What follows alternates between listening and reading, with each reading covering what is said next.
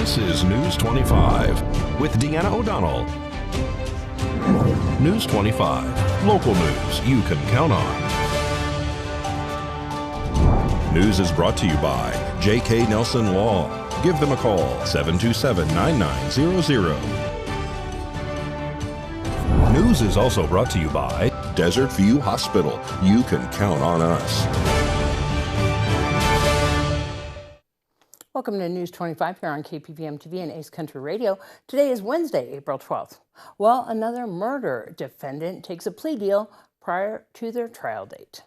Heather Pate has now pled guilty to second-degree murder of 27-year-old Roy Jaggers. She also pled guilty to the first-degree kidnapping of a man who was tortured for hours before being murdered by at least two of the three suspects in this gruesome case involving Kevin Dent, Heather Pate, and Brad Main. Kevin Dent and Heather Pate have now pled guilty to second-degree murder prior to the May 1st trial date of the remaining suspect, Brad Main. Dent and Pate have agreed to testify against Main, who is said to have been the person who fired the 12-gauge shotgun at least two times that killed Roy Jaggers while forcing him off a cliff in Cathedral Canyon south of Pahrump after the long hours of being tortured using several instruments such as a blowtorch, axes, knives, and a baton on August 1st of 2021. Today's district court, Judge Kim Wonker heard from Pate and her attorney Spencer Judd about her plea agreement made with the district attorney's office. The defendant will not be eligible for parole for at least 15 years at minimum. Jaggers' mother was in court today and told News 25 off camera that she's extremely upset with these plea agreements being made for Heather Pate and Kevin Dent. Last week, Kevin Dent pled guilty to second-degree murder and will not be eligible for parole for at least 10 years. Today, Pate explained her role in both the kidnapping and the murder. However, for a short time, she explained that what she did was retaliation for an alleged molestation of her child, which has not been substantiated. In fact, the DA's office says that the investigation supported just the opposite, that there is no physical evidence of that allegation and the investigation has been completed. The testimony today brought the Senior Deputy District Attorney Jason Gunnell to ask the court to rescind the guilty plea and go to trial against Heather Pate. Pate adds during her testimony today details of what she says Main and Dent did to Roy Jaggers when they allegedly tied him up at the Bella Vista shooting range in Pahrump and transported him in her car to Cathedral Canyon where the murder occurred. When we were at the shooting range and they tortured him, and Kevin Dent wrapped him in a tarp and they put him in my vehicle. I was aware that he was wrapped in the tarp when I drove the vehicle from the shooting range to Mr. Men's house and then to Cathedral Canyon. Were you aware when he was wrapped in that tarp? Was he in handcuffs? No, I just knew that he was bound with the tarp and the rope. Heather Pate will return to Judge Kim Wonker's courtroom for the sentencing on June 22nd. Well, Pahrump Valley Fire and Rescue were called for mutual aid this afternoon on a single vehicle rollover crash that occurred on Highway 160. This was around mile marker 27. Clark County Fire and Rescue arrived on scene along with Nevada Highway Patrol. Pahrump Valley Fire and Rescue were quickly called back as Clark County Fire and Rescue transported the single vehicle occupant to a trauma center in Las Vegas, what they are calling non-life-threatening injuries. Nevada Highway Patrol is investigating that crash. No injuries are reported as a result of a room and contents fire in an RV park on Tuesday night. We caught a Fire Chief Scott Lewis and Captain Martindale. So it's around 5:45 this evening. We were dispatched for a report of a structure fire in the area of Preferred RV Park. While initially it was undetermined exactly what the location was, medic crews that were in the area spotted the fire. Captain Martindale's crew came in, led off in an interior attack on a Class A motorhome, quickly extinguished the fire. We're now in an investigative stage. We're looking at a probable accidental fire. There were no injuries associated with it, and there was no extension of the fire to any of the nearby other campers or their travel trailers. What we found inside, we found some burnt up articles of clothing and other materials. Homeowners had most of it put out before we had arrived. Do you know what the ignition source might have been? No, at this time it's undetermined. I recently promoted back in November. I've been with Pahrump Valley Fire Rescue for 9 years now as a paramedic firefighter, and love it. Hope to put in many more years. And DUI-related crash sent one person to the hospital on Tuesday night. One person was transported by ground ambulance to Desert View Hospital with injuries sustained as a result of a two-vehicle rear-end collision that occurred on Tuesday night on Black Road just south of Basin Avenue. Pahrump Valley Fire and Rescue and Nye County Sheriff's Office deputies arrived on scene to find the crash between two pickup trucks. Involved in the crash were two adults and one infant. Nye County Sheriff's Office deputies conducted a field sobriety test on scene with one adult male. He was arrested on suspicion of driving under the influence.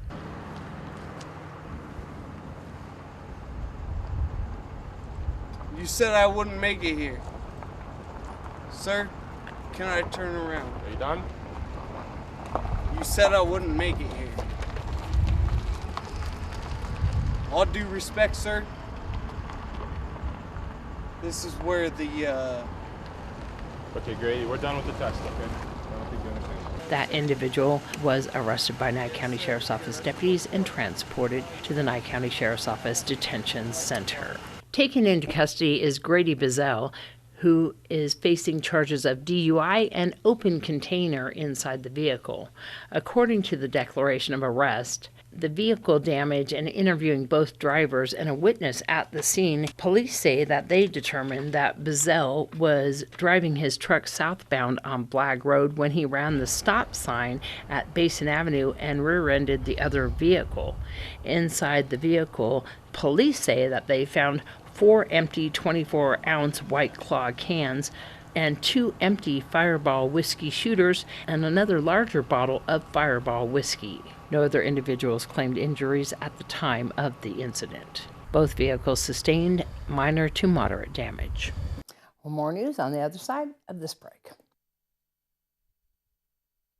You're watching News 25, the most recognized and farthest-reaching local news in Nye County. News 25, local news you can count on. This segment of the news is brought to you by John Air. For all your heating and air conditioning needs, call 775-751-2372.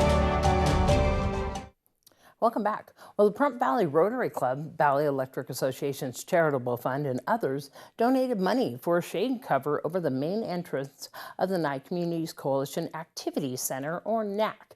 This was a project for outgoing Rotary President Eddie Williams. We got it completed in probably about a day, maybe a day and a half. And when I looked at it, I said, well, wow, this looks really nice. I'm quite sure the town people is going to really appreciate it. I'm going to appreciate it because, like, we're demonstrating it right now. It's pretty warm out there if you're standing in the sun in front of the entrance to this activity center. A pergola is a good term for it. I am super excited. So thankful with the Rotary for choosing us for Eddie's annual project for the president. This has been a need that we've had for quite a while. We have problems with people not being protected as they came in from rain, from sun, and even more importantly, from not knowing where the right entrance was. So I think that this really kind of just sets the tone, and people can tell where to go now. So this is beautiful. They did a great job, and I appreciate it so much. Yeah, if the weather's nice, like it still is right now, you can definitely come out. And if people are wanting to step out, like if it gets a little too loud or a little hot, sometimes we get a lot of bodies in there and it gets a little warm throughout the year. So it just gives people a space to step out and still be protected. Those metal buildings and the cinder block buildings, which is a lot of the buildings here on campus, they do totally knock down that cell phone reception. And so this just gives you a spot to step out, get a little protection from the sun, get a little protection from the rain if it happens to be raining. You know, it was just Eddie and I drawing, and then the contractor that he brought in kind of cleaned it up a little bit and made sure that it was meeting the planning department's regulations as far as the number of poles and the width of the structure and things like that. I think it's wonderful. Yeah. It was a surprise to the board. Yeah. So the first time I saw it, I was thrilled. Yep.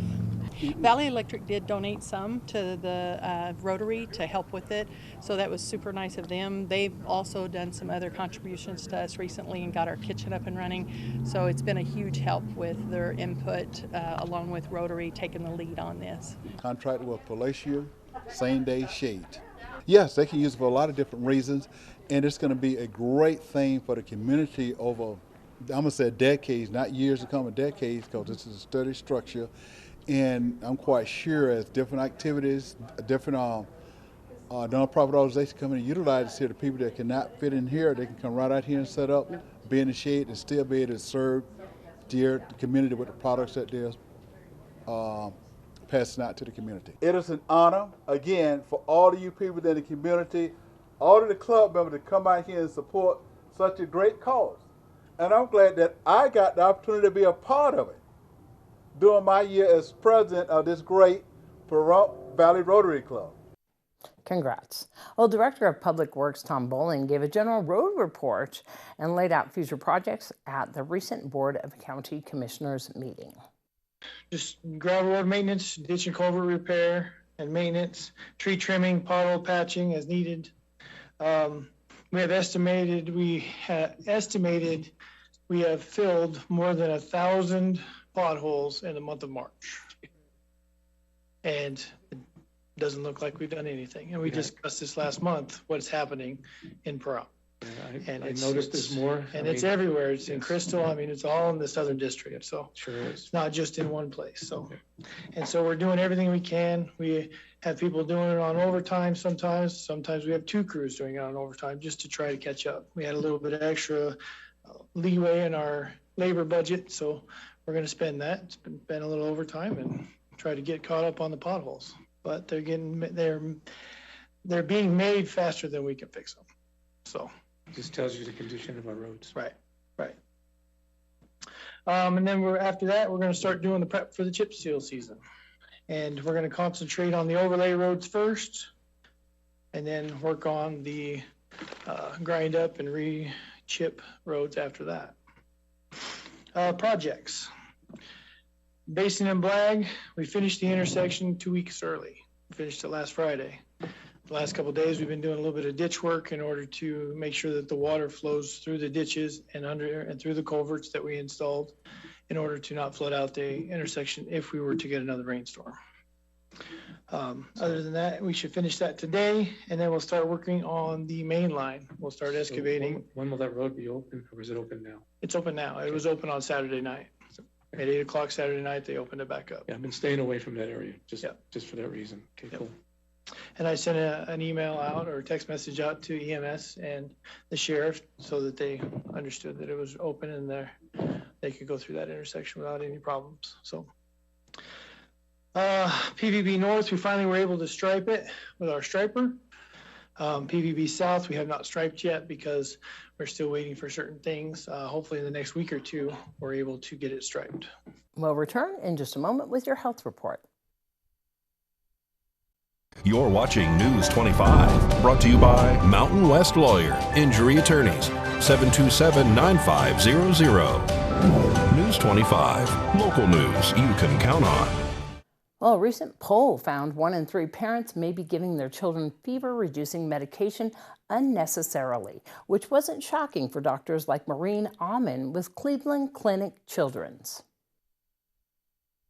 I'm not surprised. A lot of parents give their children fever-reducing medications if their child's temperature is 98.9 or 99, and we really don't recommend that. Dr. Almond says it's important for parents to treat the child and not the number shown on the thermometer. For example, if a child has a 102-degree temperature but seems comfortable otherwise and is eating and drinking, she would not recommend giving them fever-reducing medication. That's because in some cases, a fever is a good thing because it can help stimulate the immune system to fight off infections. Fever-reducing medication can also mask other symptoms that may be important for a doctor to know about. However, if a child has a high temperature and appears to be in pain and is refusing fluids, Dr. Almond says giving medication is okay. Ultimately, though, if you're ever unsure of what to do, she recommends calling your pediatrician. If your child gets a fever, if you have questions, call us. But, if the fever lasts more than a few days, or if your child's less than 3 months old, if your fever's over 104, or that, the child just really looks like they're in pain or not acting well, we ask for you to call us. Well, Dr. Amen says as far as treating fevers at home goes, she says the key is to make sure your child stays hydrated and comfortable. And if you notice they have chills, she says do not bundle them up in blankets. That could make their temperature rise even more. And today we have our Save a Pet. We are introducing you to Moo Moo. Today's Save a Pet segment is made possible by Realty Executives in Action. Put the team at Realty Executives in action for you. Hi, my name is Tasha and I'm here at the Nye County Animal Shelter with Moo Moo. She is a black and white border collie mix. She's about a year old. She has beautiful piercing blue eyes. She's very calm and sweet and she weighs less than 30 pounds. She is a little bit timid, so she's going to take some warming up to you, but we would love for you to come visit her down at the shelter. We are located again at the Nye County Animal Shelter at 1580 East Seary. We think that she would do well with other dogs. She doesn't seem to mind them. We don't know how she'd do with other cats, but again, she's pretty solitary and just minds her own business. But we'd love to get her adopted.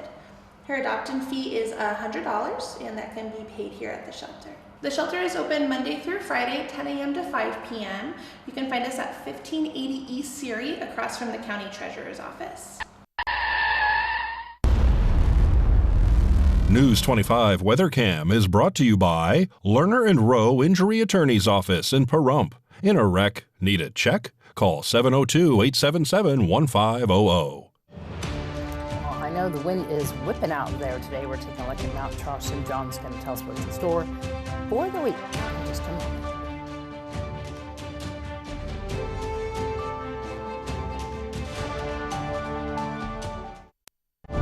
News 25 weather is brought to you by Dairy Council of Nevada. The splash of cream in your coffee, the dollop of sour cream on your burrito, the melted toasty cheese on your pizza. Undeniably delicious, undeniably dairy. Enjoy what's real. Hi, good evening, Nevada. It's John Kohler from the KPVM Channel 25 Weather Studios and worldwide on that local BTV app, the app you should get on your phone so I can quit talking about it. But let's talk about the weather. Fernley, Fallon, Carson City, look at y'all. Down in the mid and upper 60, 66 degrees to 69 in Fallon. Carson City saw 64. You're the cool spot. Congratulations. 70 degrees as we go south of Tonopah. Out in Goldfield, it was 72. Up to Beatty, 79 degrees, and it's 85 at Amargosa. So you're the Hot Spot Award winner. Again, congratulations. Vegas giving you a little run for the money there at 84. And out in Death Valley, well, you managed to escape triple digits one day in a row. Congratulations. Just 96 degrees, paltry out there in Death Valley. But here in the Paradise of Pahrump, let's take a look. 79 degrees is our current temperature. It was 81 just a little bit earlier, but it seemed a little bit cooler because all that wind out of the south-southwest. 20-mile-per-hour gusts were the average. Yeah, a little bit blowy today. Sun rose this morning at 6:15, setting this evening. Look for it at 7:15. Under cloudy skies, beautiful colors up there as we enjoy a low tonight of just 48 degrees. Won't that be nice? As we head on into the weekend, actually a little bit of blow tomorrow, but the winds died down promptly in time for the weekend on Friday. We'll see temperatures rocking it up to 82 degrees by Sunday. Super nice Saturday at 78 degrees, clear skies, 10-mile-per-hour winds. I'll recommend Saturday as my day du jour, my all-time fave for the week anyway.